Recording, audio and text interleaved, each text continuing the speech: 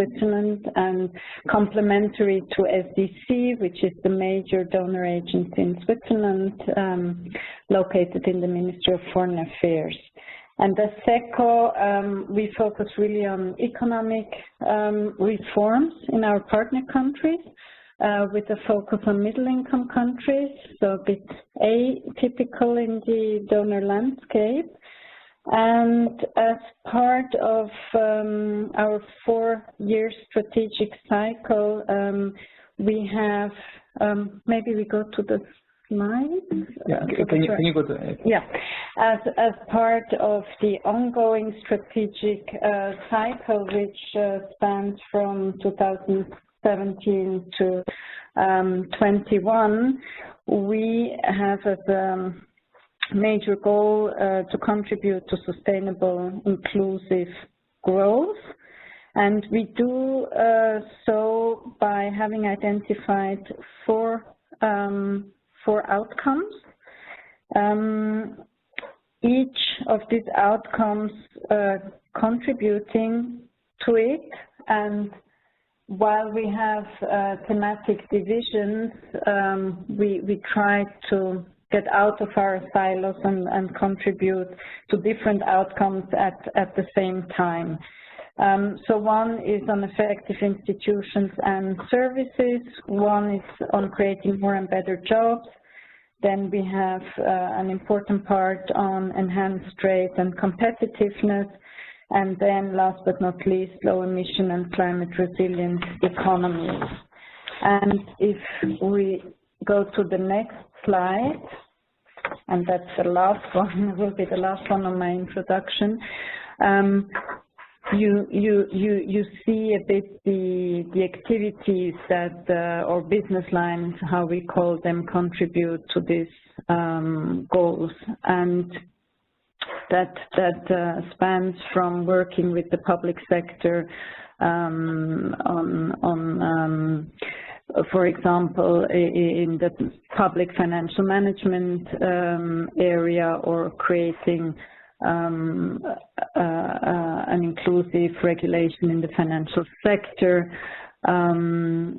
to supporting the provision of basic public services.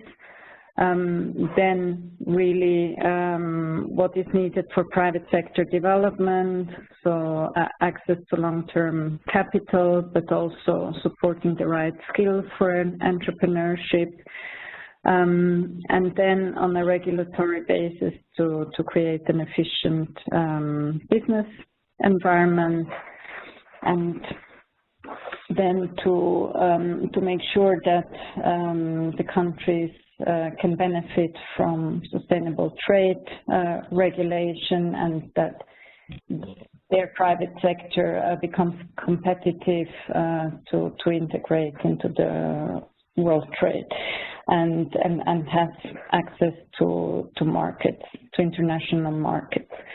And with regard to low emissions, so the whole climate lens, we have been increasingly working on integrated urban development and sustainable energy supply.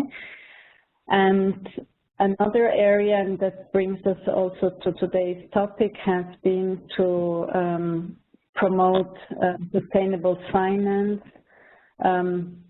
to support a resource-efficient private sector. And in the area of sustainable finance, we have been working on different areas, but one area, a sub-sector, is the impact investing space, where Switzerland's financial sector is very active. And many years ago, we have started with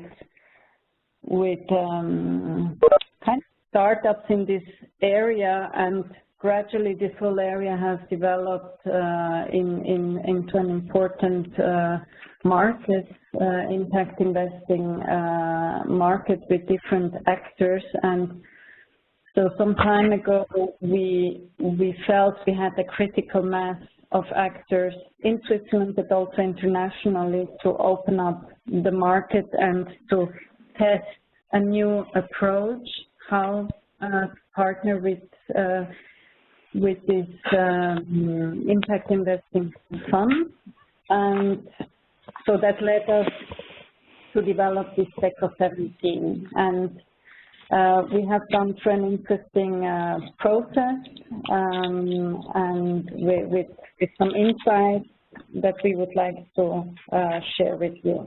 And so I would like to give the floor to Massimo, who will walk you through.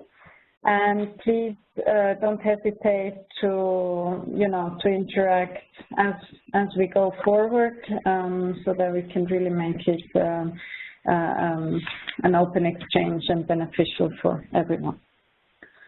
Okay, thank you, Liliana. Welcome, everyone, from my side as well. My name is Massimo Bloch. I'm working in the team of Liliana, and I am program manager for the SECO 17 project. Let me maybe briefly start a little bit with the context and the key features of SECO 17, and this gives you an idea of our starting point for this call for proposal. So the topic of SECO 17 is not new for SECO. Topic of the SECO 17 is technical assistance coupled with impact investment funds. But before SECO 17, the intervention of SECO in this domain were made more as a ad hoc style in the realm of impact investing and blended finance. And SECO 17 is really the first call for proposal fully dedicated to technical assistance for impact investment funds.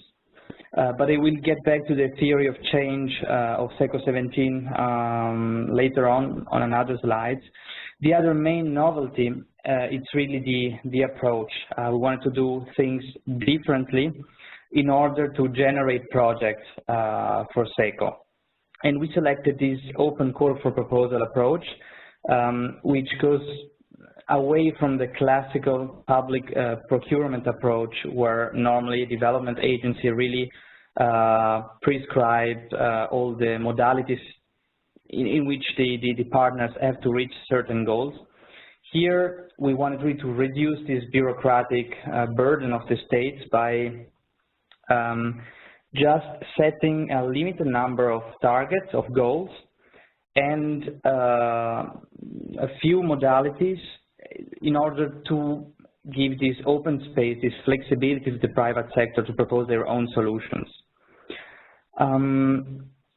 The hope in doing this was, of course, to generate innovative solutions rather than design ourselves already the solution and asking for the best bidder. The other important thing is that we wanted to mobilize private sector know-how, these innovative solutions, as well as private sector funding. And here, by the way, a small side note, we are currently in discussion with the OECD to be able to find mechanisms to calculate for the mobilization of climate finance for this specific project. We have 4 projects, 3 that are active in climate finance, and we are now looking with the OECD how to account for this indirect mobilization of private finance through technical assistance. Of course, through this competitive process, we wanted to achieve best value for our grants, for the money we are putting in these TA facilities, and this respects somehow the political wish to achieve always better efficiency in our work for our deployed resources. Maybe on the goals, as Liliana said before, SECO has 4 main outcome goals, and the SECO 17 focuses on 2 of these goals, namely more and better jobs and greenhouse gas emission reductions, which then indirectly make reference to the SDG number 8 and SDG number 13. What's interesting here, it makes perfectly sense to just choose a couple of SDGs, because you cannot tackle, first of all the SDG with one project, and then blended finance and impact investing in TA, I would say particularly adapted to these two goals. I forgot to mention, this is quite important as well, SECO 17, the 17 does not have anything to do with the date of launching, nor with the unluckiest number in the Latin culture. It's really a reference to the SDG number 17, which want to promote and reinforce partnerships to reach the SDGs themselves. We can go on the next slide. Here, I try briefly to present you the theory of change of the SECO 17. As I said before, what we defined is the right side, so the outcomes, more and better jobs, low emission and climate resilient economies. What we defined as well is on the left side, and it's a bit the structure of the investment for development vehicle. What we wanted, was really to have one TA facility coupled with one fund. This parallelism.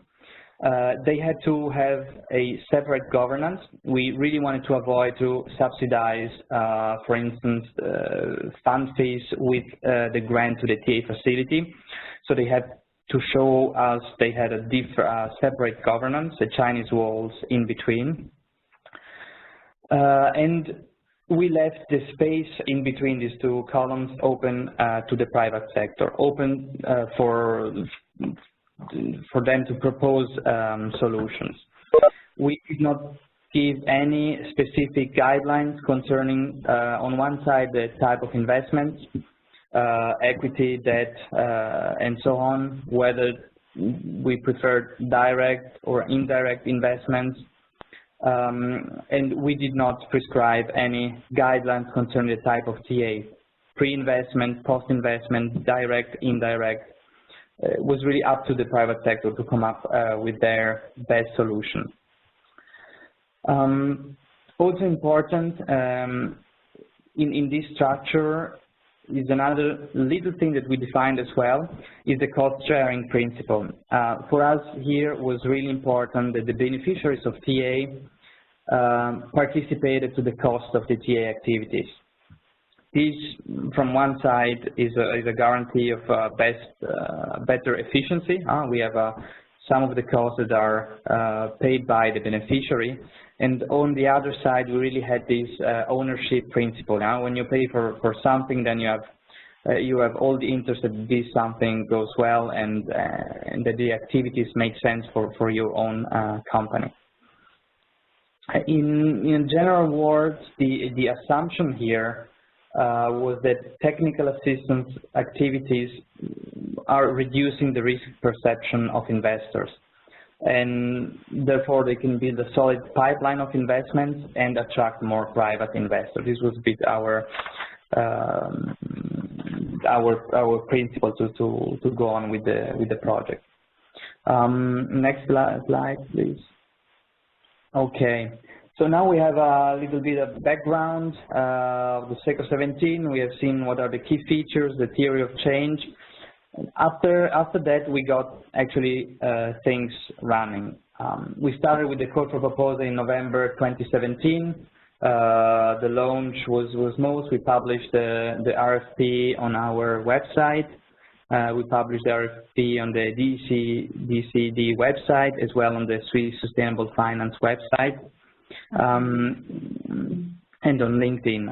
Swiss Sustainable Finance being a dedicated association in Switzerland, which I think where it joins together basically all the important actors in the impact investing and sustainable finance space in Switzerland.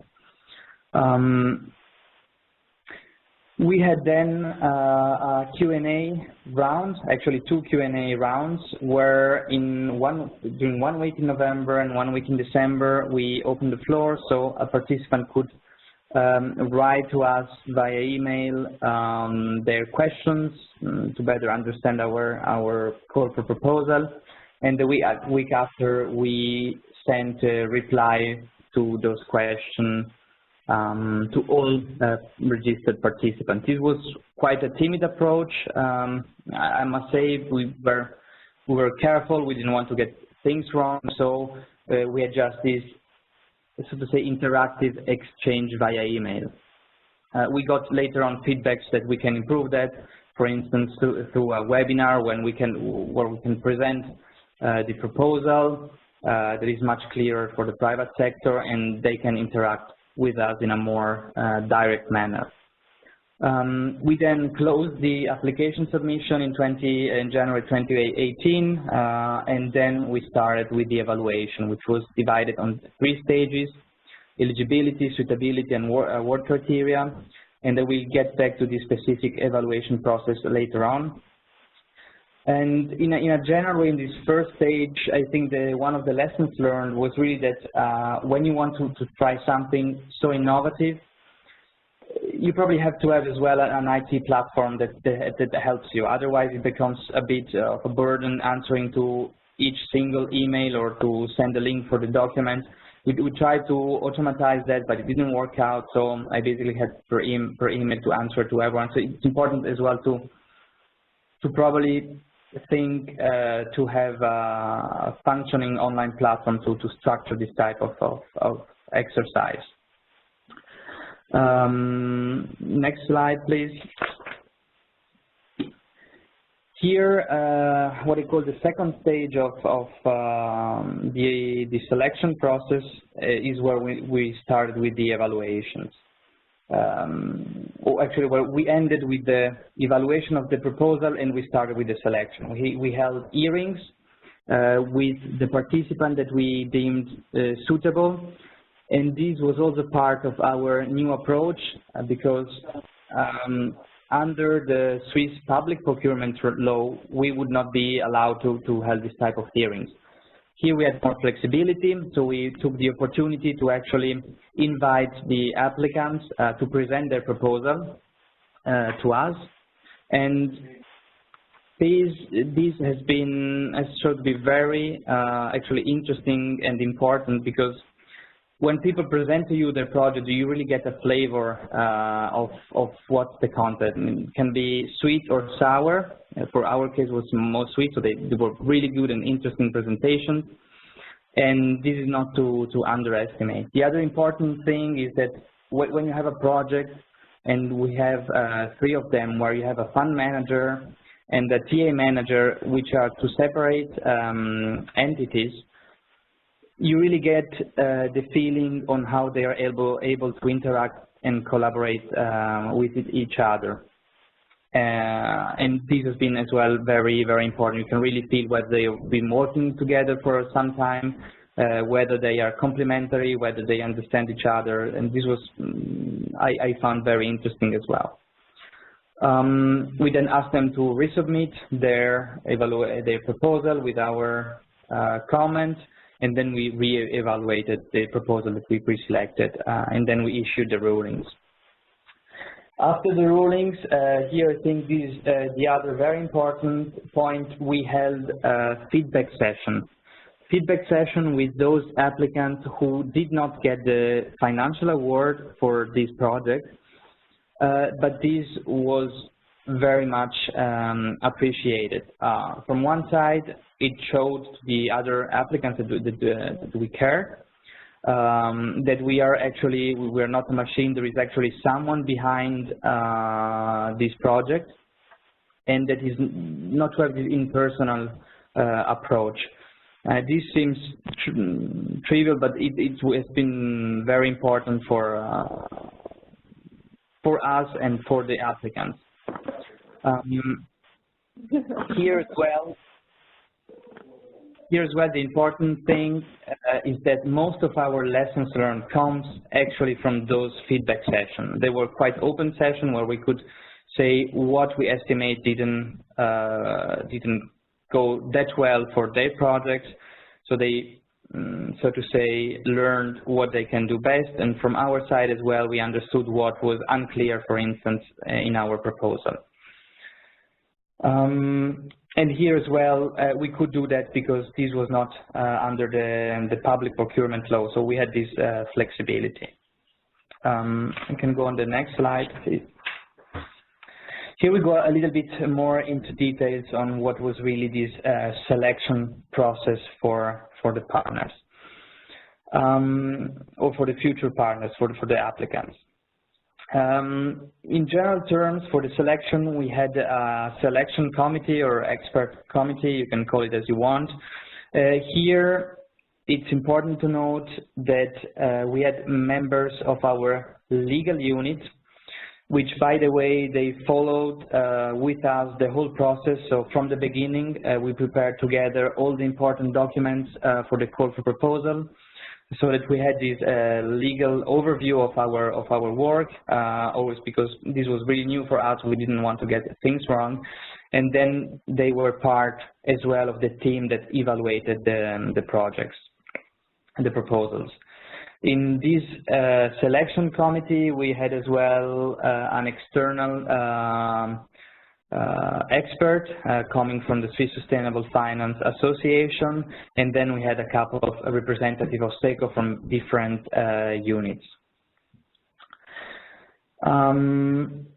In general terms, this first part of the selection process, so formal eligibility and suitability criteria, was there to ensure that there was an alignment between the development goals of the applicants and the development goals of SECO. More specifically, the eligibility criteria that we introduced, their purpose was really to see whether the project fits the SECO 17 goals, whether the structure of the proposed vehicle is aligned with the definition of sustainable impact investment of Swiss Sustainable Finance, whether they had ESG standards, for instance, the IFC performance standards, and whether the activities, the TA activities, were then falling in DAC countries. The suitability criteria, they were more directed towards a evaluation of the applicants themselves, more in general, whether they had this capacity to raise the funds of the funds. Here we have quite a broad variety of funds, starting from 20 until 300 million USD. So you have to have this capacity to raise funds to reach this size, and as well the capacity to deploy TA grants. Our entry ticket was quite high. We had an entry ticket of 500,000 Swiss francs, and spending 500,000 Swiss francs in over 3 years, this is quite an exercise. So you have to have the capacity to deploy these funds.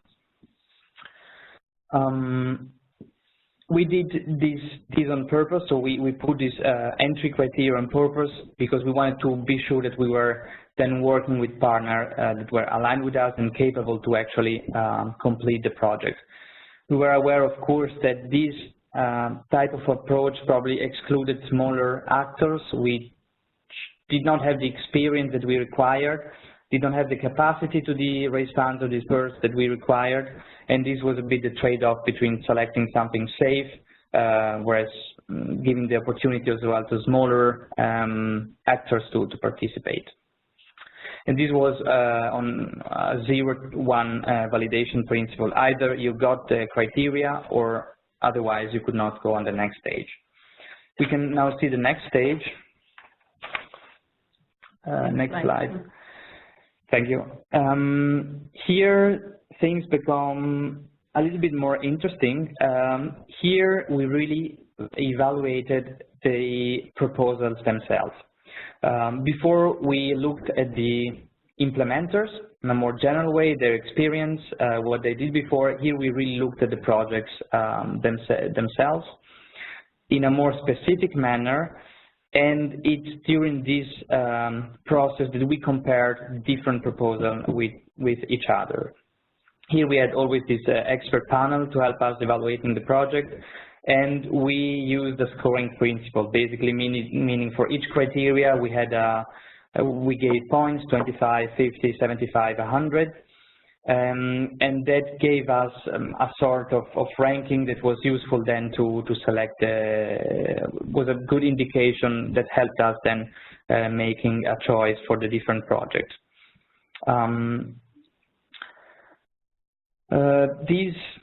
Before going a little bit in the detail in the different criteria, this was very time consuming, probably the most time consuming part of the whole exercise.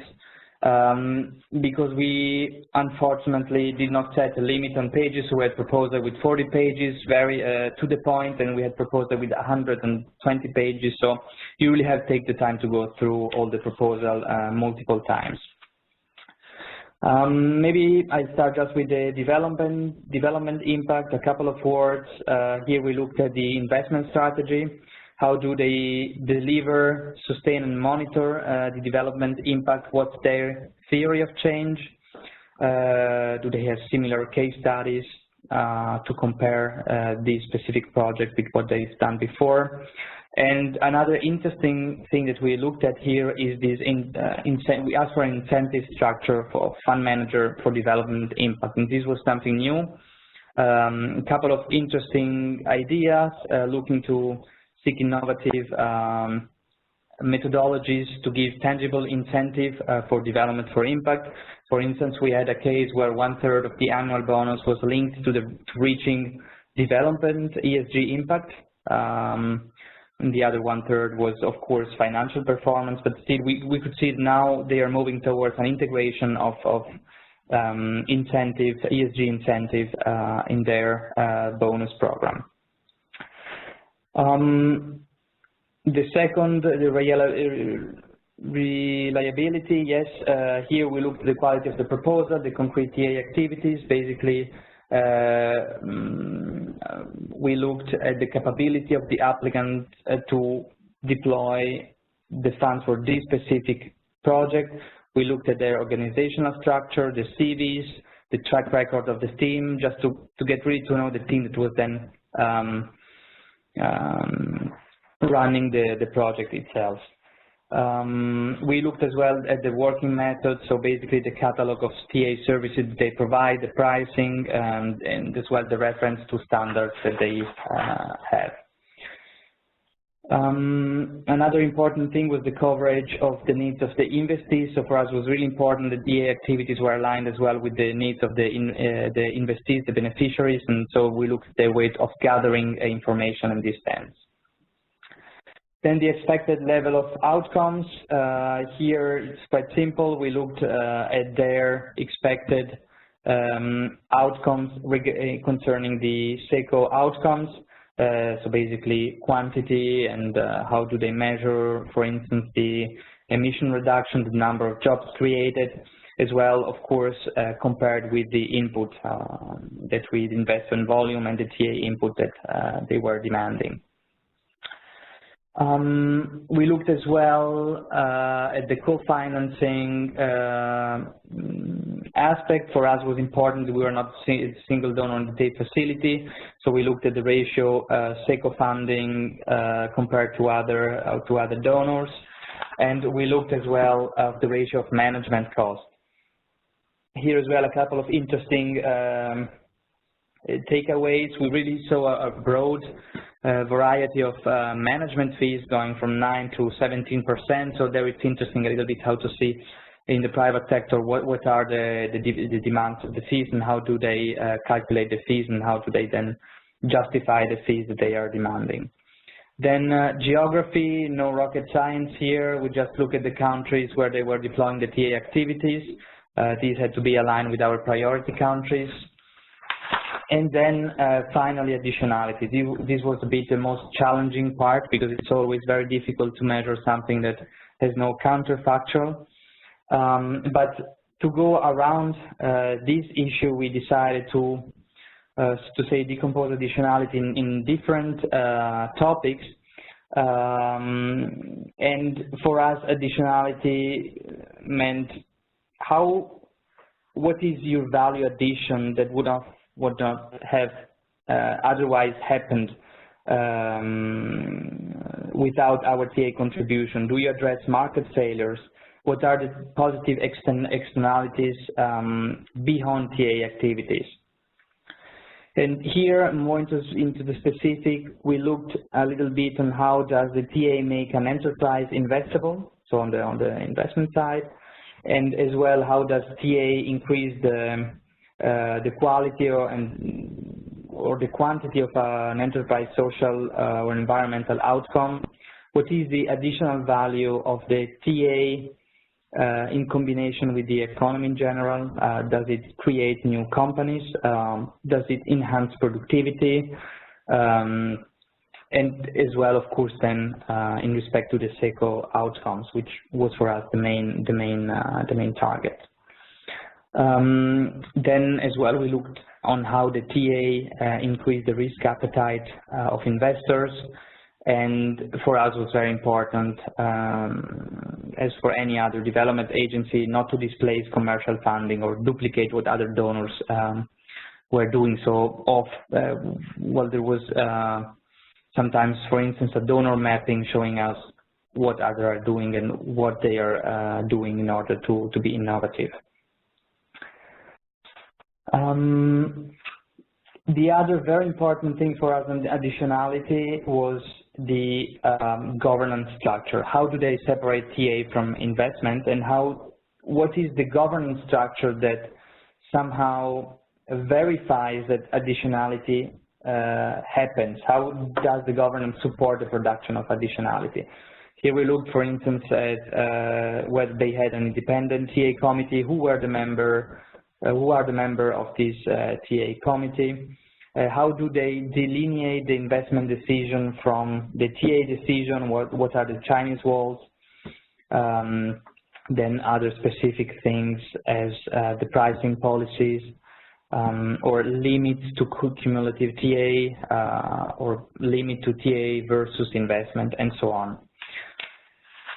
And after this first stage of selection, we went to the next stage, which is the hearings that I mentioned before. Can go to the next slide. Okay. Here maybe a quick few words on the selected winners, funds. Here I will not say too many words because I think the link to the specific project was sent with the invitation. What was interesting for us here is that we have a good mix. We have 3 projects active in renewable energy efficiency. We have 1 project active in SME support, 2 in Africa, 2 in Asia. We have a variety of funds, as I said before, from 30 million to 300 million target size. And we had a new partner for us, or a couple of new partners for us.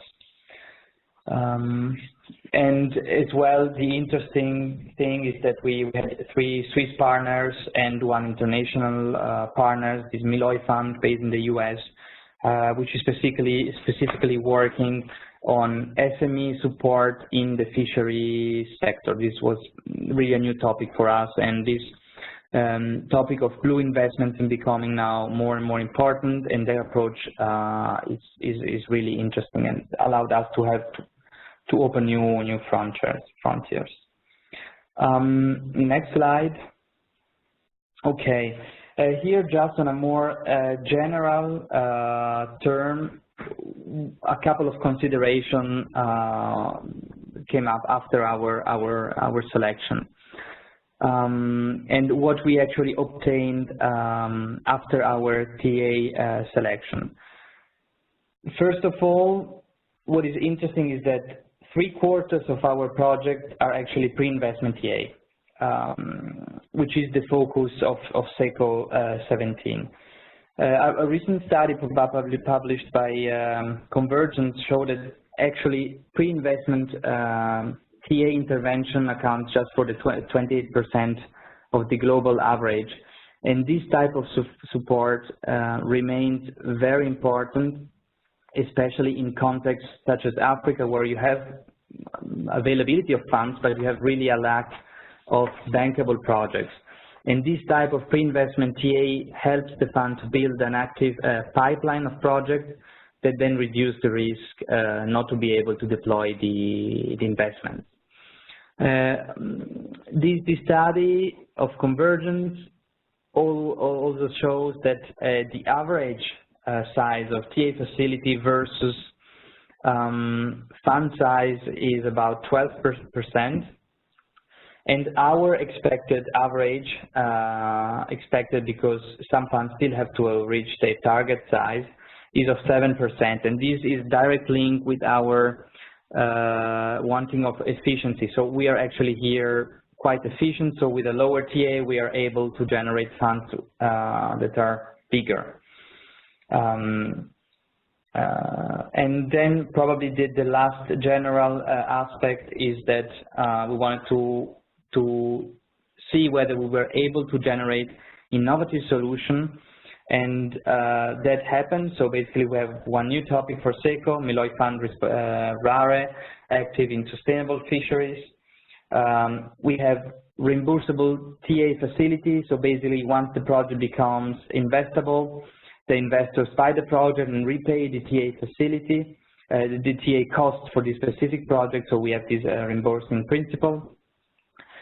And then we have the first fund worldwide with a certified gold standard for the global goals, for the SDGs, which is a new certification of the gold standards, which was formerly very well known for the certification of carbon emission. They have this new certification process that actually certificated all the procedures, and the monitoring of the fund is directed towards the SDGs. I think we can go on the next slide. Lessons learned. So here basically, I said that before, but I have to repeat it. This was really not an ordinary procurement for us. This was something new, a test. It went well, so we'll see, probably we'll go on in the future with this type of approach. But it's very important to understand that this requires a lot of time and internal consultation. I think that we had over a year of preparation before launching the call for proposal, a lot of work with our legal unit, the preparation of documents, internal consultation, really because we didn't want to get things wrong, and we were quite exposed with this type of new approach. At the same time, really want to resist this bureaucratic tendency to overcomplicate things and to prescribe everything. And here as well, we made quite an effort. We started out with over 30 criteria, which was, of course, impossible to manage. And we went down to 6 criteria. Then, of course, we added subcategory of criteria, but we don't tell this to anyone. But we felt more comfortable that way. But still, it was a very, it was an exercise of that went well, and the private sector could live with that, with us these 6 criteria. This was clear enough to be able to obtain projects. Then we had really an exercise of balancing between the trade-off. We wanted to have an open approach, so broad criteria. On the other side, when we want to compare projects, it's much easier when we have specific criteria. But here as well, I think we found a good balance between the criteria in order to leave space for innovative solutions, but still be able to compare projects with each other.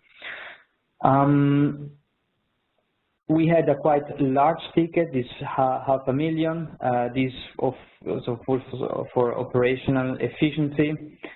Fixed costs are the same, and we demanded for that reason a good track record, experience in this field, and the trade-off here was that we had to, the probably smaller and newer fund managers or TA implementers could not, were not able to apply this call for proposal. Next slide. Thank you. The other challenge, of course, was evaluating additionality, more ardent science. It's very difficult to evaluate additionality when the project is ended, because you cannot actually compare what would have happened without your contribution. So imagine that doing that even before the project is active is quite difficult, but still through this methodology of measuring different things, comparing different proxies, governance, and then using this rule of thumbs that I mentioned before, we were able to have quite a good approach to compare additionality between the projects. said before, open competition stimulates innovation. Yes, we had new topics, new type of facilities, new approaches, and probably one of the main lessons learned is really this transparent and interactive approach toward the private sector is very helpful. We are able to understand each other because often there is a Chinese wall between the public and the private sector, and having this open approach, the possibility to ask questions, the possibility to have a feedback after the call of proposal really helped on one side us to improve, to know what we have to do better, for instance, these webinars, or maybe to be more specific on the amount of funding available. Maybe just a side note, we had for this project 7 million, and we said we will select a number of projects. Minimum ticket 500,000, but we did not say specifically what would get each project. That was up to us to decide. And of course, if you are an applicant, it's difficult for you to design a project without having a clear idea of what you want to reach.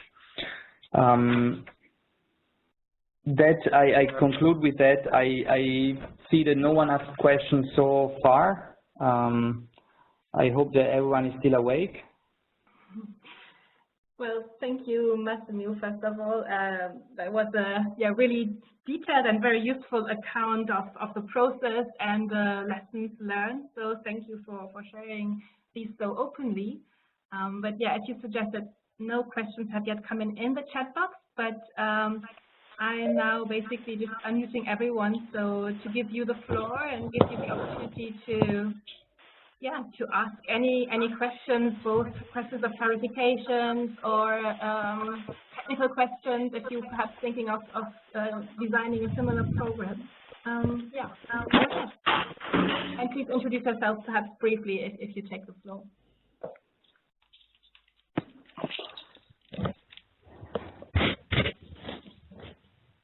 Maybe while participants are thinking about the question, I could just ask Massimo to tell us a bit more. You may ask if having tried out this new approach, if we did it all alone, or if we had some support. And maybe Massimo can tell us a bit about a backstopper or kind of a consultant that supported us in the process. Yes, I think on that I can mention that we worked with a backstopper, a consultancy company that helped us basically setting up all the procedures for the call for proposal. We constructed and we wrote internally all the documents, and they helped us formulate those documents in a way that was on one side understandable, and on the other side compliant with what are public procurements. It's a company that has experience in public procurement, has already designed some of them, and so they could structure our documents in a way that was compliant with public procurement. And they helped us as well organizing all the meetings, setting up the tools for the evaluation, basically Excel files with all the criteria, setting the points for each criteria, and then they did the calculation for the rankings and so on. And I think this would have not been possible without really a backstopper that has experience in this type of exercise and that can design simple Excel tools to actually evaluate the projects. And then they helped us as well during the rulings, just to have an idea of which type of communication we could have, to formulate the rulings and so on. And here as well, I think you need someone with this type of experience in order to be able to design something that people can understand, simple, and that is compliant with what are basic rules for public procurement, even though this was not under the public procurement law. We wanted to do that in a way that was transparent and compliant. Thank you, Massimo. Very, very interesting point. Has anyone thought of any questions by now? Yes, can you hear me? Yes. Oh, great. My name is Jochen. I'm working for UNIDO for the Procurement Services Division. Okay. And I would like to, first of all, thank you very much for this very interesting presentation and also introducing this innovative approach. I have maybe two questions. One is regarding the feedback sessions that you conduct after you have basically determined to whom award the contract or whom you have selected. How exactly do you conduct this feedback sessions? And another question is, once you have awarded a contract, is it possible to maybe, how to say, recycle the proposals from the other bidders in order to conduct a similar exercise later and speed up the process? Because as you mentioned, I mean, some of the companies provide proposals of 100 pages and more. So once you have a very good understanding of these proposals, it might be possible to also maybe think of ways to recycle them in the future and speed up the process a little bit. Thank you very much. Thank you for your question. Maybe starting on the first one, how did we structure the feedbacks? This was well, quite simple. We either invited the applicants here at SECO to have an open discussion on their proposition, give our feedback, and they could give their feedback to us. Of course, we kept the evaluation and the comparison with other proposals confidential, but this was very helpful as well for them to understand where they could have done better and which criteria and what to do better next time. We did that in a physical meeting here at SECO, or if that was not possible because it was, for instance, an international partner, we did that via conference call. And we sent as well a little short written feedback. On the recycling part, maybe I can say that at the beginning of the project, we actually structured the call for proposal on 2 rounds. That is basically because we were not sure that we were getting enough proposals to deploy the 7 million. This has been then in reality the opposite, so there was a very high interest from the private sector to this type of exercise.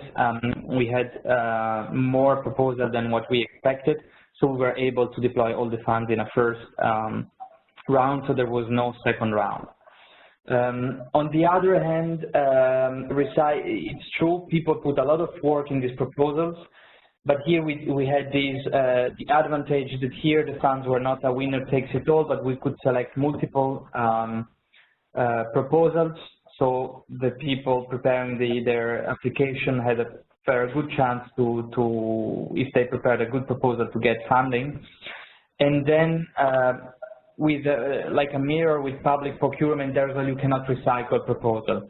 We have definitely an idea of what people are able to do. It is for us very important for the future, but we did not actively wanted to recycle or to retake the proposal because they were made specifically for this call, SECO 17, which is now closed. Okay, great. We could have maybe have this as an option if we were going for a second round with funds, but finally we deployed all the funds we had foreseen for this call of proposal, and that's why this option didn't enter into the picture. And maybe one more question, if I may ask. Yes, please go ahead. Sure. It seems like this the evaluation of all the proposals takes a lot of time. How long exactly did it take for you to go through all the proposals and then have all your criteria in place? Well, to prepare the criteria and to prepare all the documentation, that was an exercise that I think it lasted for 1 year more or less. And then for actually the evaluation, well, we closed the submission mid of January, and we issued the rulings mid of May, so that gives us, I think, 3 months to evaluate all the proposals. But this was really a time-consuming exercise. I came late at home often. My wife was not happy, but this you have to really understand that sometimes you have the difficulty to compare proposals that where you gave an open or a flexibility, and so you have to put more work in trying to understand then compare the proposal with each other. If you have a list of criteria with numbers or yes or no, the exercise is very quickly done. You just compare the two Excel sheets and you see who is the best. But when you have a proposal with open criteria, you really have to invest a lot of time to understand and to compare the different proposals. So it was definitely, I would say, during 3 months was my main activity. Maybe just two things to add. So the preparation, which was about a year, that's certainly something that in the future would take much less time, because now we have the blueprint and we have now the legal team on board. So there we learned a lot. That should be much faster in the future. With regard to what Massimo said in terms of criteria open or very fixed criteria, I've experienced within the EU cohesion policy that very often the way that is chosen is to go for not open criteria, but very, objectively measurable criteria, and then it's relatively quickly done, no hearing, and then you have objective assessment, but you may not get the full picture of the quality of a proposal, or you may not get proposals that come up with aspects that cannot be measured this way. And I think that's the trade-off you're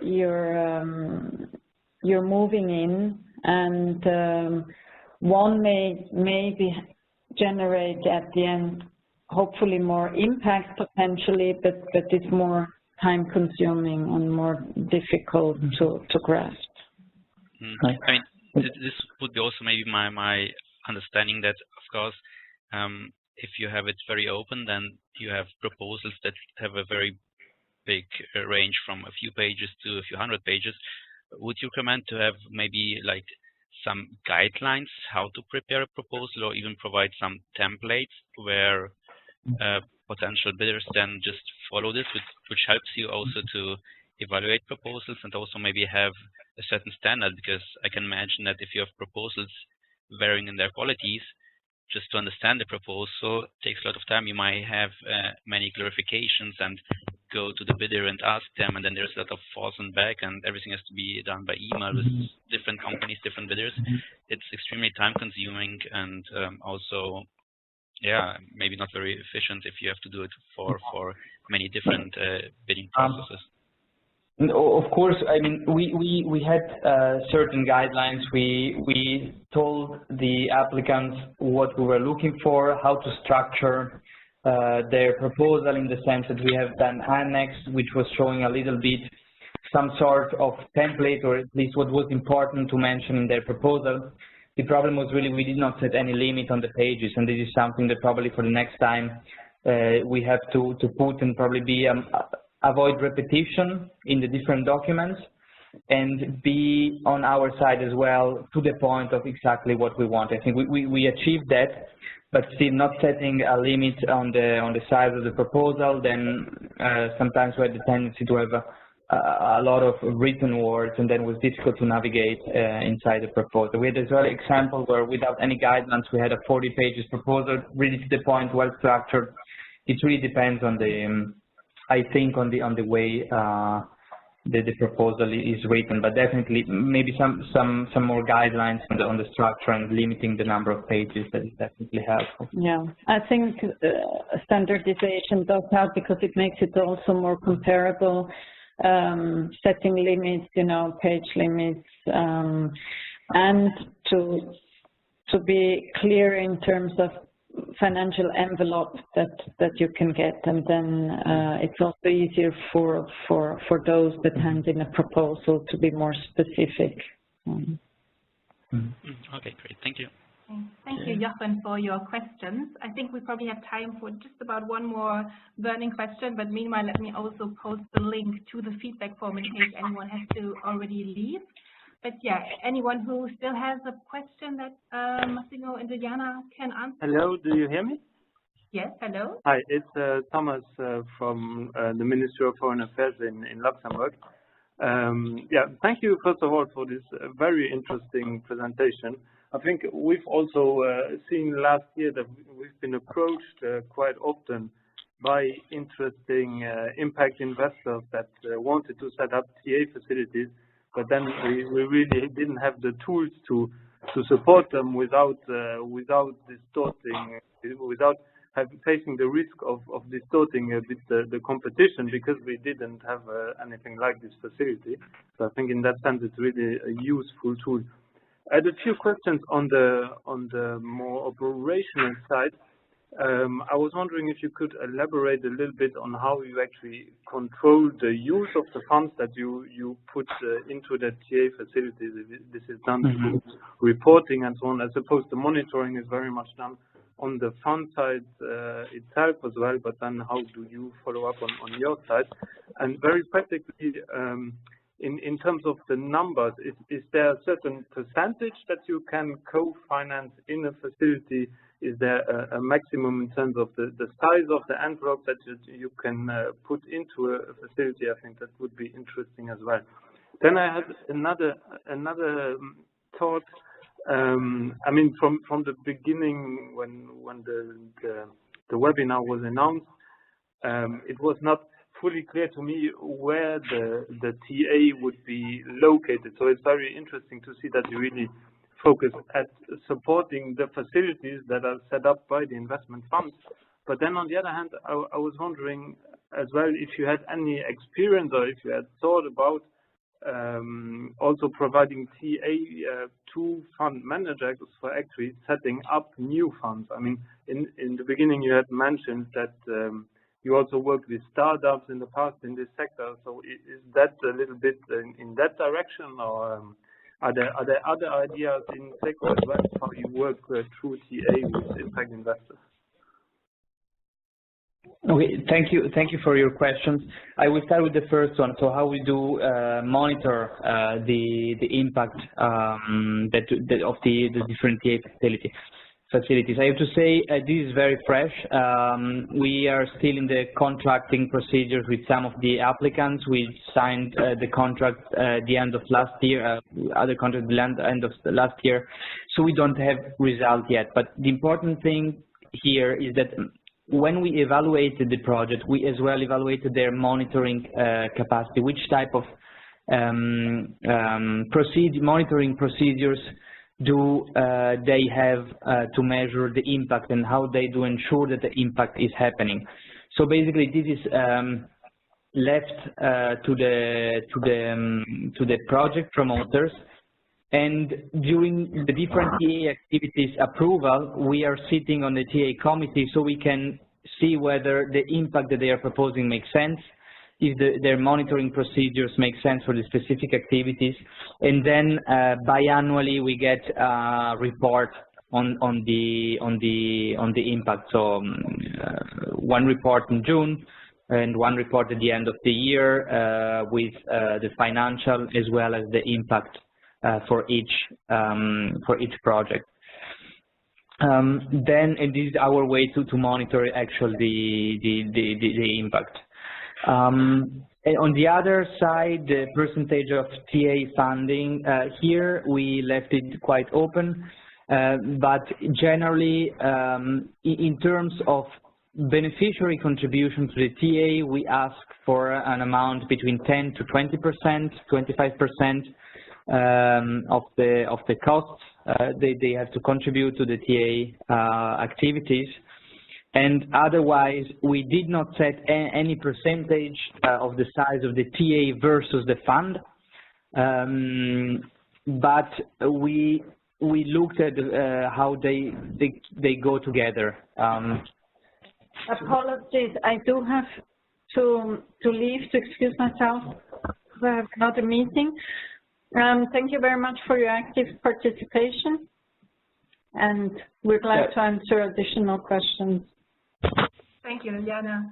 Thank you, Liliana. Thank you. And so basically we didn't put any limit or any percentage, but then of course we looked at how efficient it is, and keeping in mind this 12% average of TA size versus fund size, we reached 7%, so that worked out quite well. Then concerning new funds, basically what we said is the following.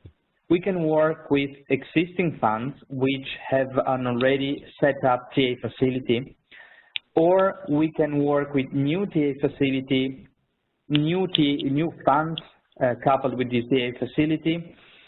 They can propose their idea, but then the fund has to be registered 6 months after the issuing of the ruling. So we have a couple of examples where the fund was new, did not exist before we gave our ruling, but then they created the fund for in the 6 months period.